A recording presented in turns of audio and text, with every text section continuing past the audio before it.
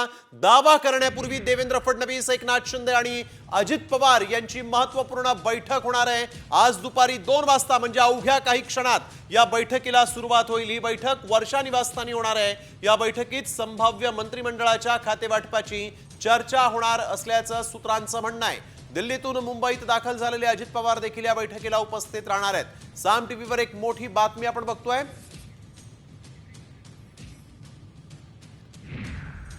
तर देवेंद्र फडणवीसांसह उद्या 2 उपमुख्यमंत्रीच शपथ घेणार आहेत, तशी माहितीच भाजपचे केंद्रीय निरीक्षक विजय रुपाणी तसंच भाजपचे आमदार गिरीश महाजन यांनी दिलेली आहे।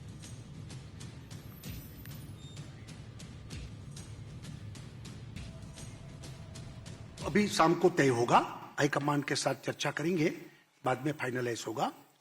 लेकिन मुख्यमंत्री और 2 उपमुख्यमंत्री तो शपथ लेंगे।